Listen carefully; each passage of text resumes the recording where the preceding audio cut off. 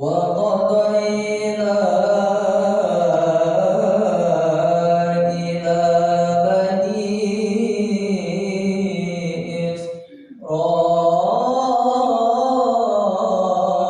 إسرائيل في الكتاب لتفسدن في الأرض وعلى آله وصحبه رسول الله أجمعين. Allahumma shalli wa sallim ala sayyidina Muhammad wa ala ali sayyidina Muhammad. RT RW Kelurahan Sidomulyo Barat yang beberapa hari lalu baru dikukuhkan. Alhamdulillah. Yang kami hormati Bapak-bapak Ketua RT yang berada di lingkungan RW 08 beserta jajarannya, yang sama-sama kita muliakan Tuan Guru kita Bapak Dr. Haji Edi Ashar MA. Alhamdulillah beliau telah hadir bersama kita, yang insya Allah nanti akan menyampaikan ilmunya kepada kita semua. Yang kami hormati dan muliakan tanggal 18, tetapi karena ada hal sesuatu kita majukan menjadi tanggal 16 Februari. Bapak Ibu yang kami hormati, marilah kita sama-sama mengambil hikmah pada peringatan Isra dan Mi'raj ini dengan hikmah perjalanan Nabi besar Muhammad SAW. Dengan Isra dan Mi'rajnya beliau diberikan risalah yang harus disampaikan langsung dari Allah kepada beliau, yakni perintah sholat. Jadi kita bayangkan saja setan yang tidak tunduk dan tidak patuh untuk sujud kepada Adam, maka iblis dilaknat, apalagi kita disuruh ibadah kepada Allah dan kita abaikan perintahnya. Nauzubillah min dzalik. Jadi kita marilah sama-sama kita memperbaiki sholat kita, ibadah kita, karena ibadah yang paling utama adalah sholat. Sholatlah yang akan pertama dihisab di yaumil akhir nanti. Kurang kami mohon maaf. Wabillahi taufiq wal hidayah. Assalamualaikum warahmatullahi wabarakatuh. Waalaikumsalam. Kemudian kita lanjutkan dengan acara selanjutnya, yakni demo pembacaan kitab kuning dari Pondok Pesantren Al-Hujjah, yang dalam hal ini dipandu langsung oleh Ustaz Endang Suryadi. Kepadanya dipersilakan dengan segala hormat. Pesantren pelopor pembacaan kitab kuning metode Al-Miftah. Metode ini baru diterapkan dan baru termasuk kami pelopornya. Ini diambil dan diadaptasi dari pesantren Sidogiri. Dan alhamdulillah dalam waktu 6 bulan anak-anak sudah bisa membaca. Tapi baru membaca saja, belum mengerti. Dan ini memang kami usahakan karena pendiri kami Kiai Haji Idrus Romli, beliau salah satu pelopornya. Kata beliau begini, kalau ingin menjadi ulama yang mumpuni harus kembali ke kitab-kitab klasik. Untuk mengetahui kitab-kitab klasik itu harus mempunyai kemampuan membaca kitab kuning. Kata beliau, kalau tidak hati-hati, judul kitab yang sama, satu terbitan Mesir, satu terbitan Madinah, bisa berbeda arti kalau tidak bisa kita membaca. Nah, itulah kami di sini memperkenalkan pesantren kami ini baru tahun 2021, tepatnya 16 Juni. Kami mohon maaf tadi juga melalui pimpinan pondok kami, Ustaz Armansyah, beliau yang pernah hadir di sini. Kami tidak mengalami sedih. Alladzi barakna haulahu linuriyahu min ayatina innahu huwas samiul basir. Asyhadu an la ilaha illallah wahdahu la syarika lah wa asyhadu anna Muhammadan 'abduhu wa rasuluhu la nabiyya ba'da. Allahumma shalli ala sayyidina Muhammad wa ala alihi wa ashabihi wa mawala. Amma pada tahun yang dikenal dengan nama Amul Khuzni, tahun Khuzni berduka cita. Jadi Amul Khuzni, tahun berduka cita. Mengapa tahun itu disebut dengan nama tahun berduka cita, Ibu dan Bapak? Ada 3 alasan. Pertama, pada bulan Rajab, wafatlah paman kandung tercinta Nabi Muhammad SAW. 2 bulan setelahnya menyusul wafat pula istri tercinta Nabi, Sayyidah Khadijah Al-Kubra binti Khuwailid. Sedih hati Nabi dicoba oleh Nabi dengan cara bepergian jauh, jaraknya 169 km. Kalau Allah izinkan ibu dan bapak, insya Allah tanggal 25 Februari ini saya akan ke negeri ini. Nama negerinya adalah Taif. Jaraknya dari kota Mekah 169 km. Ibu dan bapak rahimakumullah, kalau kita tempuh menggunakan bus dari Masjidil Haram itu menghabiskan waktu lebih kurang 2,5 jam. Ibu dan bapak yang berbahagia, apa yang terjadi di Taif? Bukannya sambutan yang didapatkan oleh Nabi, bukannya lahan dakwah baru yang didapati oleh Nabi, tapi Nabi dilempari beramai-ramai. Ibu dan bapak, Abu Thalib ini bukanlah paman sembarangan paman, ibu dan bapak. Sebagaimana kita ketahui, 2 bulan dalam kandungan ayah Nabi telah tiada. Nabi terlahir sebagai yatim, diasuh oleh emak kandung Nabi. Lalu Nabi dititipkan kepada seorang perempuan yang sangat jauh kampung halamannya, namanya adalah Halimatus Sa'diyah. 4 tahun Nabi Muhammad dibesarkan oleh Halimatus Sa'diyah, sampai dibedah dada Nabi Muhammad SAW oleh malaikat Jibril alaihissalam, lalu dibalikkan Nabi kepada emak kandungnya oleh Halimah karena khawatir Nabi ini kenapa-napa. Maka sedari usia 4 tahun itu Nabi Muhammad kembali dibesarkan oleh Siti Aminah. Tetapi rupanya usia Aminah ini tidak lama, ibu dan bapak. Saat Nabi berusia 6 tahun, tepatnya 2 tahun setelah dikembalikan oleh Halimatus Sa'diyah, Aminah berpulang ke rahmatullah. Jadi 2 bulan dalam kandungan Nabi tidak lagi memiliki ayah. 2 tahun hidup bersama ibunda tercinta, tepatnya pada usia 6 tahun ibunda pun berpulang ke rahmatullah. Tapi yang menarik ibu dan bapak adalah sesusah-susahnya Aminah membesarkan anak, belum pernah ada sejarah tertulis satu kata pun juga ibu dan bapak Aminah pernah menghantarkan anaknya ke rumah emak kandungnya. Belum pernah ada sejarah yang menuliskan Aminah menghantarkan anak kandung ini, Muhammad Rasulullah ini, kepada datuk kandungnya Abdul Muthalib. Kapan Nabi Muhammad diserahkan kepada datuknya? Setelah Abdullah dan Aminah itu tiada.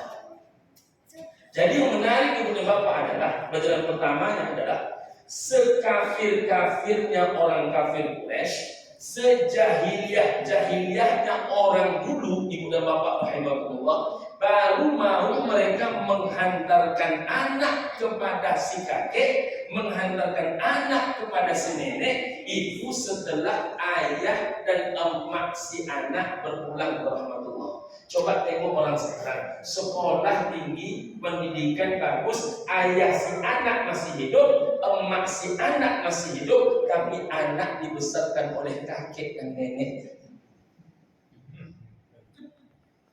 Tak ada dibuat oleh kafir Quraisy, tak ada dibuat oleh orang jahiliyah. Orang jahiliyah tak membuat, tapi orang hari ini membuat. Coba bayangkan. Ibu dan bapak rahimakumullah. Maka diasuhlah Nabi oleh Abdul Muthalib. Rupanya tak lama pula Abdul Muthalib mengasuh cucu. 2 tahun kemudian, pada saat usia Nabi 8 tahun, rupanya Abdul Muthalib pun berpulang ke rahmatullah. Jadi 2 tahun pula Abdul Muthalib mengasuh cucu. Rupanya ibu dan bapak, sebelum Nabi menjadi Rasul, sebelum Nabi menjadi seorang penyampai risalah, ada salah satu hadis Nabi yang sudah diamalkan oleh datuknya sebelum cucunya dilantik menjadi Rasul. Apa itu? Kata Nabi SAW, jangan pernah kalian tidur 2 malam berturut-turut sebelum kalian memastikan menulis wasiat. Itu wasiat iman. Wasiat yang paling penting itu wasiat iman. Maka ibu dan bapak rahimakumullah, jangan kalian tidur 2 malam berturut-turut kata Nabi sebelum kalian tuliskan wasiat. Dan rupanya Abdul Muthalib itu menulis wasiat. Apa isi wasiatnya Abdul Muthalib? Kutitipkan cucuku Muhammad hanya kepada anakku Abu Thalib. Padahal ada Abu Lahab. Orang Pak kalau sayang kepada cucu, biasanya cenderung menitipkan cucu menjelang mati kepada anak yang berada, agar terjaga hidupnya anak, agar terjaga cucunya ini makannya, minumnya, sekolahnya dan sebagainya. Tapi Abdul Muthalib menitipkan Nabi Muhammad hanya kepada Abu Thalib, seorang laki-laki yang hidupnya sangat miskin, istrinya 4, anaknya 12. Jadi 1 tambah 4 5, 5 tambah 12 17. Mengapa Abdul Muthalib itu menitipkan si cucu Muhammad hanya kepada Abu Thalib? Rupanya ibu dan bapak rahimahumullah, Abu Thalib ini bukanlah paman sembarangan paman. Dia menjadi the real father. Dia menjadi ayah yang konkret dalam kehidupan Nabi Sallallahu Alaihi Wasallam. Salah satu yang paling hebat yang diajarkan oleh Abu Thalib, yang tak diajarkan oleh banyak paman ibu dan bapak, bukan hanya beribadah anak diajarkan, bukan hanya berekonomi Nabi Muhammad diajarkan, bukan hanya beternak Nabi Muhammad diajarkan. Jauh daripada itu ibu dan bapak rahimahumullah, ada 2 ilmu yang diajarkan oleh paman bernama Abu Thalib, yang diajarkan kepada keponakan bernama Muhammad SAW, yang itu sangat membekas dalam kehidupan Nabi SAW. Apa itu?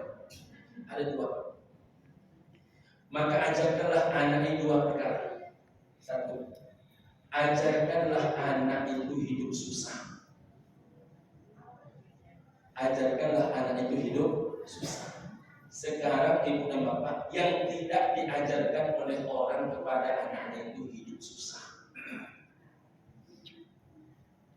Jadi Ustaz, ada sebuah rumah di Malaysia, 95% pengkonsumsi narkoba di Malaysia itu anak Melayu. 95%. Hanya 5% anak India, anak Cina. Ketika ditanya, mengapa kok anak Melayu yang mengkonsumsi narkoba? Mengapa anak Cina, anak India tidak mengkonsumsi narkoba? Rupanya kebiasaan orang Cina, orang India belakangan ini di Malaysia. Macam mana dulu bapak-bapak diajarkan, macam itu hari ini mereka mengajarkan. Macam mana itu Ustaz? Asal anak pulang dari sekolah, dia tak boleh pulang ke rumah. Kemana dia pulang? Kalau berbengkel ayahnya, maka ke bengkel anak. Kalau tukang tambal ban ayahnya, maka ke bengkel tambal ban anak. Kalau berapotek emaknya, maka ke kedai apotek anaknya. Artinya apa? Ada 2 hal yang diajarkan ibu bapak rahimahullah. Pertama, mengajarkan anak sedari awal hidup mandiri, teliti dan telaten. Selain diajarkan anak untuk telaten ibu bapak rahimahullah, sedari awal anak sudah diajarkan hidup susah. Makanya Pak, anak orang Cina belum tamat sekolahnya dia sudah bisa buka klinik. Anak orang India belum lagi tamat sekolahnya sudah bisa buka bengkel sendiri. Kalau orang Melayu macam mana? Pulang anak dari sekolah disuruh tidur siang, disuruh beristirahat, dikasih HP, dikasih wifi. Itu orang Melayu. Apa yang terjadi kemudian? Banyak orang tua Melayu hari ini berkata, cupik Ambon dan susah, Ustaz, anak Ambon tidak boleh susah. Kalau bapak tidak merasakan hidup susah kepada anak bapak, maka sebentar lagi kepala bapak pun bisa dipijak. Orang yang tidak pernah merasakan susah ibu-ibu, mau menyapu rumah dia ibu tagahkan, mau membasuh piring dia ibu larangkan, maka yang akan terjadi adalah dia hanya akan memperbudak ibu dalam rumahnya. Apa yang terjadi kemudian? Ketika dia lapar, ingat dengan emaknya. Ketika dia beranak, susah dia mengurus anaknya, dia ingat dengan nenek si anak. Tapi ketika dia kaya, dia tak peduli dengan orang tuanya. Jadi seberapa banyak anak-anak hari ini, semakin PNS seorang anak, semakin mengasuh emak dalam rumahnya. Semakin kaya seorang anak, semakin tak bergerak orang tua dalam rumah anak. Kenapa demikian? Mengajarkan anak itu hidup senang. Maka anak itu mesti diajarkan hidup susah. Ibu dan bapak, yang kedua, sebelum kita ada, mengajarkan anak itu hidup merantau. Siapa yang mengajarkan Nabi Muhammad hidup merantau? Abu Thalib. Usia 8 hingga 10 diajarkan Nabi Muhammad beternak kambing. Tapi pada usia 10 tahun Nabi Muhammad sudah mulai disuruh untuk berdagang. Dan pada usia 12 tahun Nabi Muhammad sudah menaklukkan 12 pasar internasional. 2 di antara pasar itu adalah pasar Al-Rumiyah, Roma, Vatikan, Italia saat ini. Yang kedua adalah pasar Persia, Irak dan Iran saat ini. Siapa gurunya? Gurunya adalah Abu Thalib.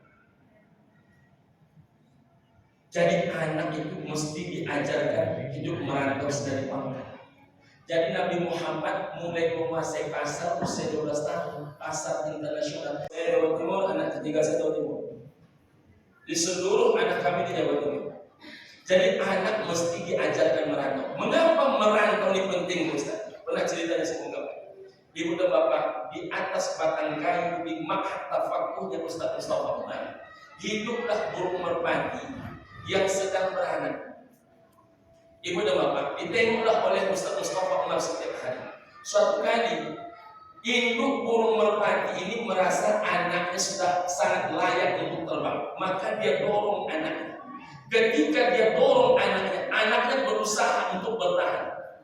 Tapi kemudian dia dorong lebih kencang, makin berkencang diri anaknya untuk bertahan. Akhirnya, dikepakkan sayapnya sekencang-kencangnya, hingga kemudian terpelantinglah si anak tadi.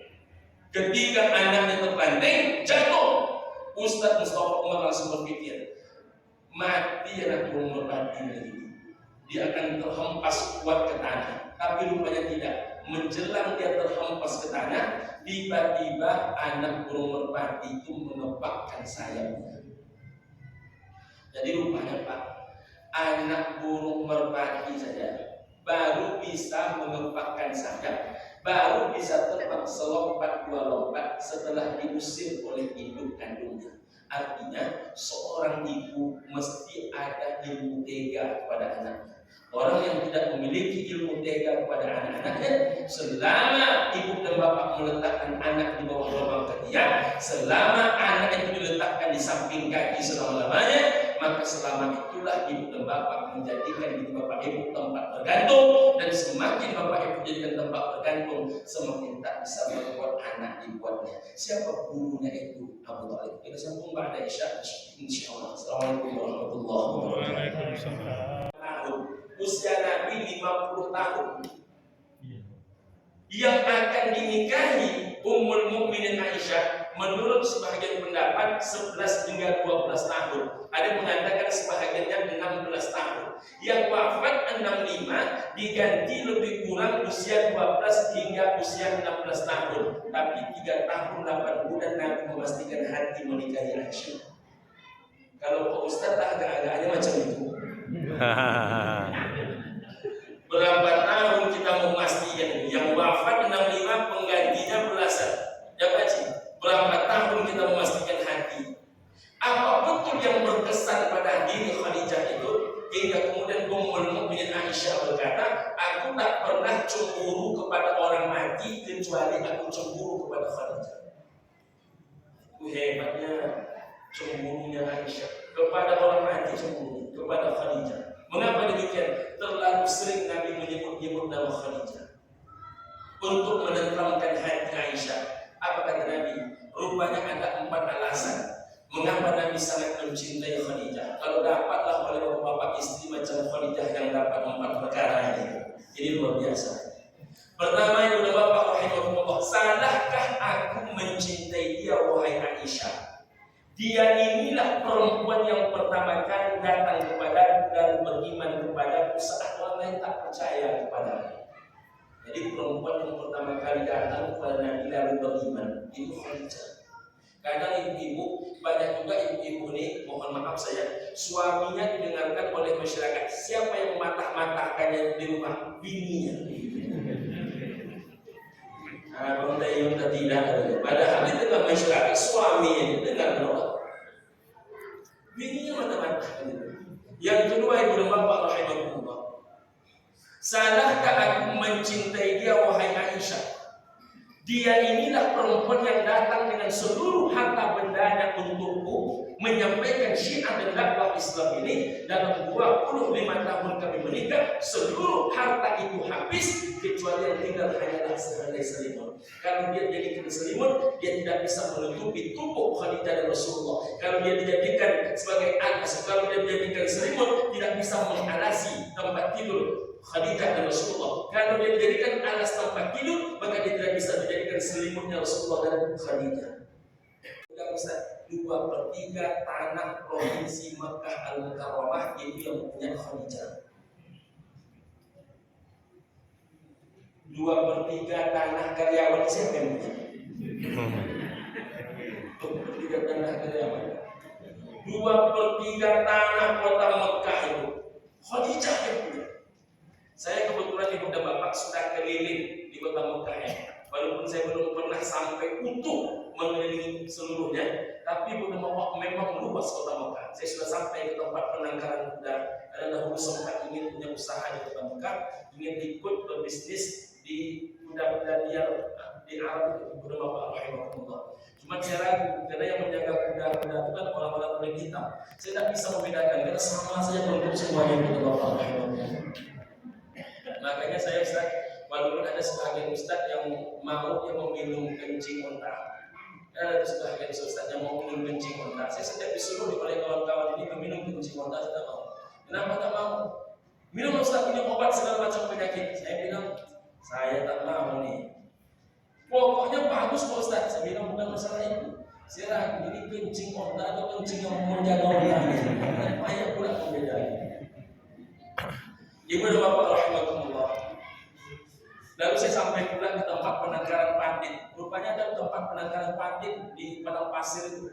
Yang punya salah satunya anak Riau. Ibu dan bapak rahimahumullah, tempat penangkaran pasir. Makanya kalau kita makan di Seroya Aceh, kita makan di Makanan Aceh, kita makan di Raya Aceh, itu sering makanan itu adalah gulai goreng ikan patin. Dari mana ikan patin itu datangnya? Rupanya dari kota Mekah sendiri. Saya sampai ke sana keliling, saya boleh bapak rahimahumullah. Nah, dari beberapa tempat keliling itu semakin membekas cerita ini. Kalaulah jangankan 2/3, setengah saja tanah kota Mekah yang punya Khadijah itu berapa kekayaan seperti Khadijah. Tapi seluruh kekayaan itu habis dalam 25 tahun menikah. Suatu malam menangis Siti Khadijah ditanya oleh Rasulullah SAW. Mengapa kamu menangis wahai Khadijah? Aku telah tua ya Rasul, hartaku telah habis. Andaikan Allah cabut nyawaku malam hari ini, harta yang mana yang bisa kutinggalkan buat perjuangan dakwahmu ya Rasul? Masya Allah. Ada dari kantong menggigil ya. Apakah seperti itu cakap ibu yang kedua? Kadang-kadang ada pula istri kalau menengok suami begini, ya kok. Jadi belum kita sampaikan masalah itu lagi, belum bertambah masalah. Makanya ada seorang pedagang bilang kepada saya, Ustaz, belum pernah saya curhat kepada istri saya. Kenapa demikian? Saya ini kan pedagang Ustaz. Jadi suatu kali Ustaz merugilah kami Ustaz. Sampai rumah saya bilang kepada istri saya, Dek, hari kau anak beruntung, hari kau merugi. Apa kata istri saya Ustaz? Bunga. Tambah masalah. Bukan ringan masalahnya. Yang keempat, ibu dan bapak rahimahullah, salahkah aku mencintai seorang perempuan? Yang perempuan inilah yang melahirkan anak-anak. 11 istri Nabi, 9 kata Dr. Zakiyah Derajat, ibu dan bapak yang berbahagia. Dari sedemikian banyaknya istri yang melahirkan anak Nabi hanya 2 sahaja. Pertama adalah Maria Al-Qibti, seorang anak, sedangkan Khadijah Al-Kubra binti Khuwailid itu melahirkan 6 orang anak. Jadi mayoritas anak Nabi 6 di antara 7 itu dilahirkan oleh Ummul Mukminin Sayyidah Khadijah. Maka sangat Nabi mencintai Khadijah.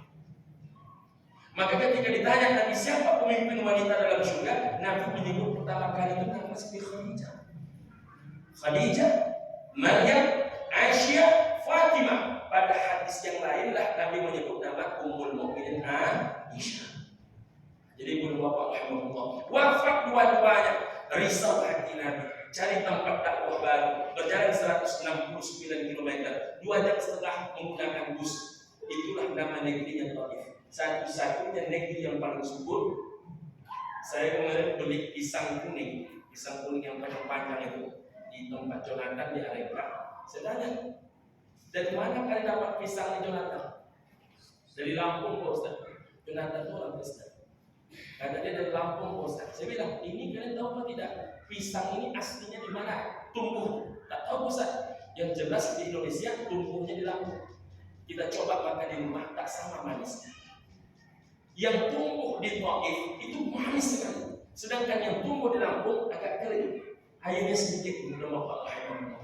Mengapa tanah berbatu, mengapa tanah kering bernama Taif itu subur? Menurut sebagian ulama di sana, ada sebagian darah Rasulullah tertumpah. Walaupun dia diancamkan oleh malaikat Jibril, alaihissalam malaikat gunung, andaikan kami melihat tertumpah darah di tanah Muhammad, akan kami lemparkan gunung-gunung Taif ini ke tengah-tengah gunung. Karena Taif itu isinya gunung. Jadi kalau kita menengok Riyadh, kita menengok Jeddah, kita menengok Madinah, yang tumbuh itu pohon Soekarno, pohon kurma. Tapi kalau di Taif, makanya ini menarik Ustaz. Insyaallah saya besok mau ngajak jamaah ke sana. Karena di Taif ini selain kesuburannya ibu dan bapak yang berbahagia, di Taif itu sampai hari ini masih ditemukan Al-Quran dengan tulisan asli para sahabat di batu-batu. Jadi Al-Quran yang masih berbentuk bongkahan-bongkahan batu yang ditulis. Insyaallah saya besok mau ngajak jamaah ke sana. Insyaallah tanggal 24 terangkat kepada bapak yang berbahagia. Nah ibu dan bapak rahimahullah, di sanalah Nabi Muhammad SAW ingin melaksanakan dakwah sekaligus mengobat hatinya. Tapi apa yang terjadi di Taif itulah Nabi dilempari beramai-ramai, dilemparkan batu, dilemparkan kayu, dilemparkan tulang, dilemparkan tai unta, hingga tubuh Nabi bercucuran darah. Bahkan sempat Nabi menengok siku di sebuah tempat, karena rupanya siku Nabi itu lubang oleh hantaman batu. Tempat Nabi menengok siku itu dibangun sebuah masjid, nama masjidnya Masjid Qub. Masjid Qub itu ibu dan bapak beberapa tahun lalu ditutup. Mohon maaf karena pemahaman Wahabi Arab Saudi, maka kemudian ditutup karena katanya tidak ada dalil yang menceritakan bahwasanya Masjid Qub ini tempat Nabi melihat siku itu. Tapi sekarang dibuka semua Ustaz. Jadi sekarang kabar baiknya ibu dan bapak rahimahullah, MBS Muhammad bin Salman ini terlepas dari berita negatifnya, tapi positifnya adalah sekarang tempat-tempat yang bernilai sejarah itu dibuka sebuka-bukanya. Jadi di antaranya ibu dan bapak, kalau ibu dan bapak sekarang ke Jabal Sur sekarang sedang direhab habis-habisan, hingga nanti masyarakat langsung bisa naik ke atas menengok yang mana dia Gua Sur. Nah, nanti masyarakat bisa menengok tempat Nabi bersama Abu Bakar itu yang mana nih? Jadi semua difasilitasi. Jadi ibu dan bapak rahimahullah, tanah suci ini unik. Setiap bulan kita berangkat ada saja perubahan. Jadi ibu dan bapak yang berbahagia selalu ada perubahan dan perubahan. Maka ibu dan bapak yang berbahagia, termasuk dulu itu Sabil Zamzam itu sempat ditutup Pak, bulan 9 sampai terakhir saya ke sana, bulan 9 saya ke sana, bulan 1 saya ke sana, cukup lama saya ke sana, beberapa rahimahullah sehingga bulan 1 saya ke sana rupanya buka kembali. Kenapa ditutup? Karena dianggap di situ banyak kesyirikan. Yang paling marah menengok orang-orang India mencuci kain ihramnya dengan air Zam-Zam itu. Karena orang India beranggapan kalau kain Zam-Zamnya, kalau kain ihram itu dicuci dengan air Zam-Zam, nanti digunakan untuk kapan muncul buah barokah. Barokah karena kain ihramnya, barokah karena air Zam-Zam. Itu mengamuk mereka. Tapi sekarang dibuka lagi Allah rahimahullah. Nah, di Taif itulah Nabi merasakan sedih. Dr. Syafei Antonio dalam bukunya menuliskan, saat itulah Nabi berkata, belum pernah aku sesedih ini. Ketika Bismillahirrahmanirrahim. Alhamdulillahirabbil alamin. Allahumma shalli ala Muhammad wa ala alihi wa ashabihi ajma'in.